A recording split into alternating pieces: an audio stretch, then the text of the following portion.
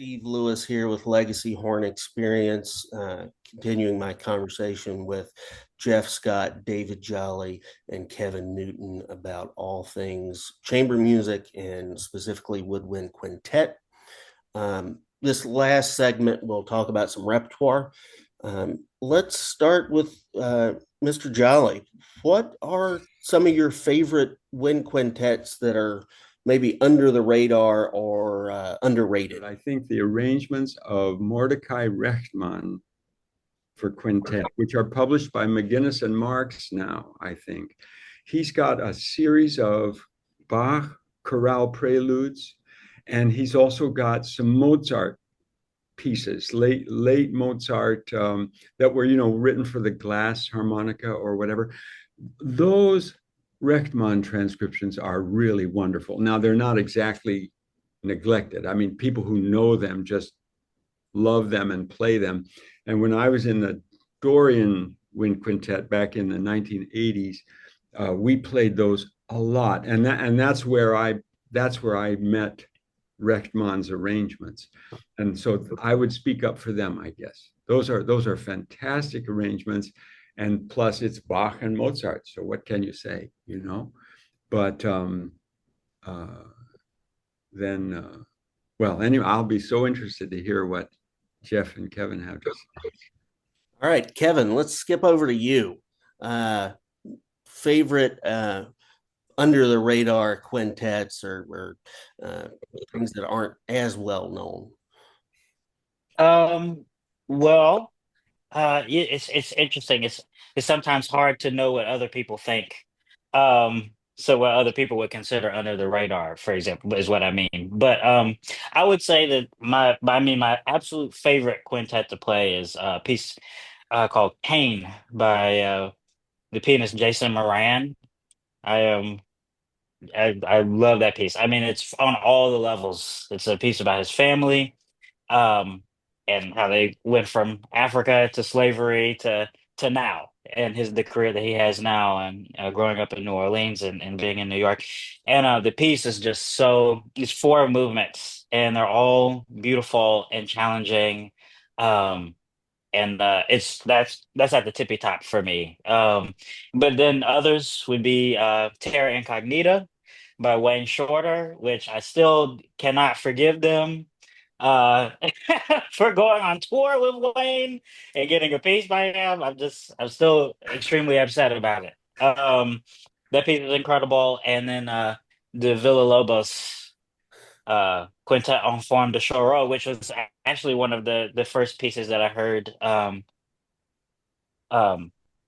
is a quintet.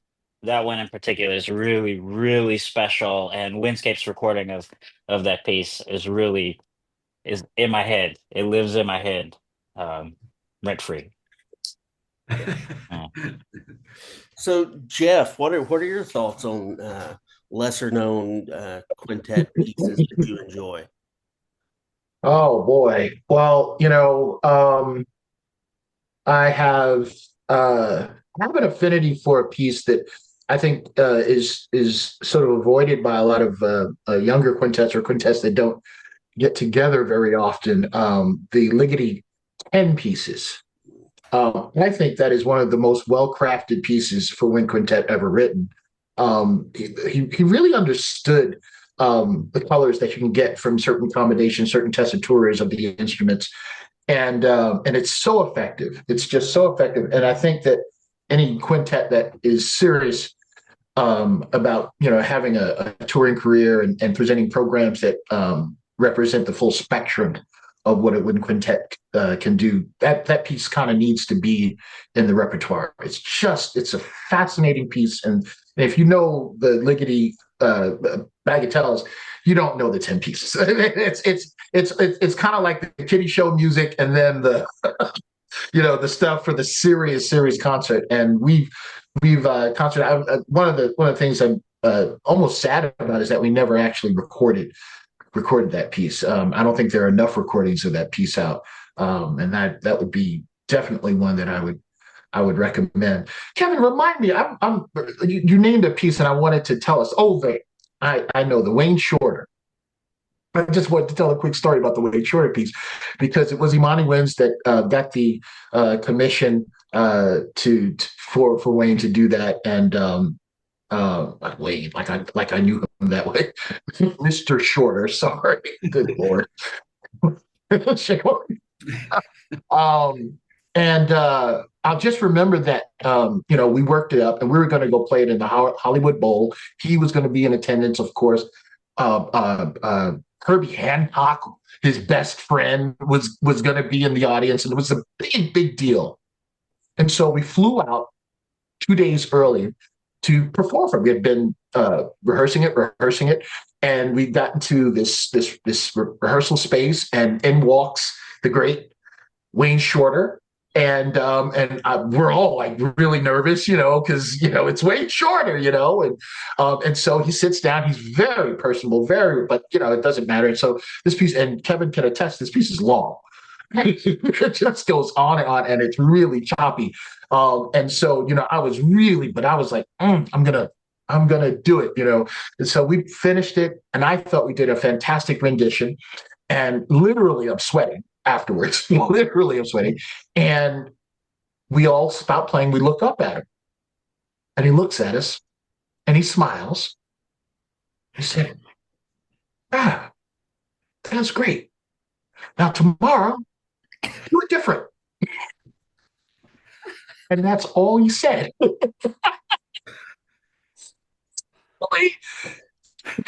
We kind of looked at each other like we're all sweating and waiting for like the great words of wisdom about bar 17 and those great passages that we rehearsed for hours and hours. And he said, tomorrow, do it different.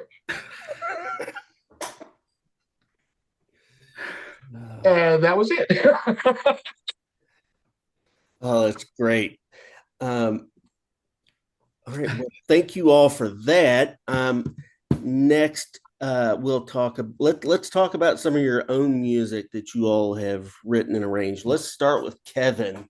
I was just introduced to your work as a composer with your piece for horn and piano. What other things have you done? What other things are you working on? So I've written quite a bit for myself. And that's how I tend to think about the writing. I think went so long having to play other people's stuff that at a certain point I just wanted to. It was somewhere in between undergrad and grad school that the bug kind of hit me that okay, I need to the stuff that I have in my head that I want to play that I wish that somebody else had written. I could just write it. I could just write it and play it and find people to play it, and that was sort of very very freeing. So that's sort of how I think about composition and of the piece that you're speaking of, Hill House, that's the first commission that I've ever had. And so that was an interesting process. I'm trying to figure out, okay, how do I do this thing that I do in private for myself for other people and do it in a way that shows some craft and so that was so in doing that I learned really really a lot and a lot about myself and in developing a compositional process as well, which is really based in singing. It's all singing. Because that's my formative musical training was from my mother, and it was a lot of singing, a lot of ear training, and so that's how I think about the horn as well is the singing.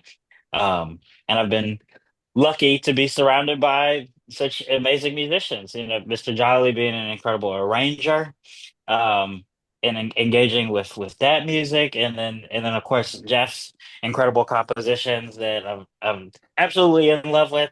And it's great when you have a horn writer writing, a horn player writing the music because you get to do really awesome stuff and show what the horn can do.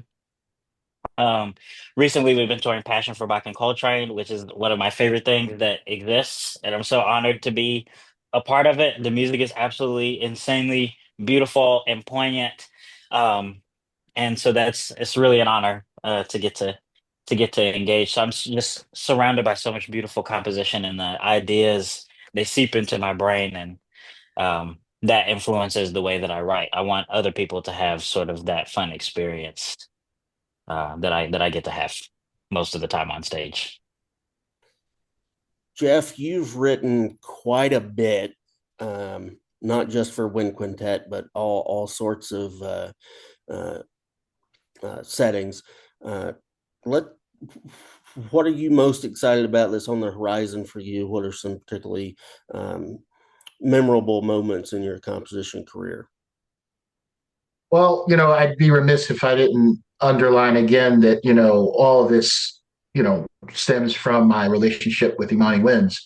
The I started composing because, to be frank, there wasn't a whole lot out there for wind quintet. And that's, I'm sure, part of the inspiration for Mr. Jolley doing all those bloody arrangements. You want to do stuff that you like, the same old stuff that was written in 1940 and 1950, so that was the inspiration. And I had no formal training, just like Kevin, but I had the ace in the hole. I had Valerie Coleman in my ensemble, and I got to hear what she would bring into the ensemble and how she voiced things and so forth, how she treated rhythmic things and how she got the group to sound rhythmic where we don't have a rhythm section, that sort of things.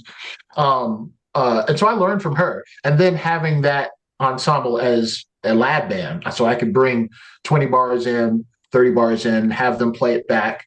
And I always said, that if I brought in music for Imani Winds and it didn't sound good, it was likely not because of the band.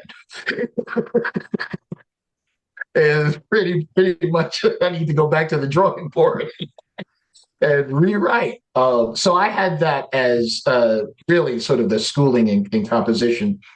And everything that I've done, since has been sort of an outgrowth of that. Of course, so fortunate with Passion for Bach and Coltrane that the group really sort of put all of their time and resources in finally recording that piece. And Kevin sounded like an absolute angel. Kevin, and I know I'm embarrassing him, but I've been following them around. I've had reason to go to a couple of recent concerts that they've done. And what he's doing, I could never have conceived of what he's doing with that part and the things he's doing in Nimani Winds. And I've said this to him personally that he's creating a whole new idea, spectrum of sound and approach to the horn as it comes to wind quintet playing. And I'm just honored that he sits in that chair. And every time I hear the ensemble, I smile. I literally, and I know I'm embarrassing him now, I literally cried the last time I heard him play. I kid you not. I kid you not. I couldn't believe what I was hearing. So I'll say all that to say, that's how I learned, composition. I guess recently, now that's kind of what I do. Upon retiring from the quintet, I teach full time. I have horn students, but I also am a composition teacher now at University of Buffalo, and I do commissions and write for orchestra and soloists and you name it. So I've got some really cool projects coming up, and we'll see. There's an opera in the horizon. Well, it's quite an undertaking. Yeah, Coming on. That's great. That'll be great to hear that. we'll see. Um, Let's not get ahead of our skis just yet. I'm so glad you all mentioned. Mr. Jolley's arrangements. I think about my own time studying with him and working with him now, bringing so much great music out for us horn players that we would have otherwise not experienced. I mean, I remember, in high school, sitting in horn ensemble with Mr. Jolley and pulling out this stuff by this guy named Marenzio. I had never heard of this stuff before. And looking back on it, experiencing that sort of music up to, the Stravinsky ragtime, all these things that we horn players would just never experience without that sort of creativity and drive to bring more color to more of a color palette, more of a wide range of experiences to the horn. So David, could you talk a little bit about a little more about your arrangements and things that you are um, particularly excited about? Maybe some things you're working on now. Oh, thanks. Thanks, Steve. And, I am just so in awe, really, of Jeff, what you have done, and Kevin, what you're both doing. I mean, it just really is phenomenal. And I got into arranging um, the what I find is when I write something of my own, I'm never very happy with it. It's like I don't there's a fundamental joy that I just don't get when I hear my own stuff. It's like, well, this is good, but I mean, I want ecstasy, And so if I transcribe something by somebody who's got the gift, whether it's Dvorak or Schubert or Bach or Marenzio or Luzzaschi or Aliotti, that gives me double pleasure because I know I'm doing some work that other people are going to get to enjoy, and everybody needs great music, right? Like we're carried by great music, and and plus it's for me it's like a conversation with the composer. Like when I'm transcribing Bach, it's like a lesson or a conversation or something, and Bach is telling me, yeah, take this line here and you could do this. And I mean, I only get, of course, about 5% of it. I mean, I don't know what Bach is really up to, but even that 5% is enjoyable, so it like gives a lift. So I'm in the midst of transcribing a solo violin sonata, the second sonata for brass trio. Now, one violin translates into three brass players pretty well. We can sort of handle that. And the fugues are endless, right? These fugues, it's like, oh my God. But what pleasure for brass players to play, and then larger forms, right? Dealing with larger forms. We don't deal with larger forms, at least in my training we didn't. You'd have to be an orchestra to deal with an Eroica symphony or a Mahler symphony or something. But in wind quintet, it was always like sort of a pint-sized piece. So I think it improves us as musicians to deal with larger forms and to hear form in a better way. So that's and also I'm doing a pocket full of Beatles right now for brass trio, and that's just because that's music I love, and it's fun. It's really fun. There's a George Harrison song, "Think for Yourself," right? Which it's a political tune, right? But somehow, from 60 years ago, it's like, yeah, we should all think for ourselves. So it's really pretty neat, pretty neat.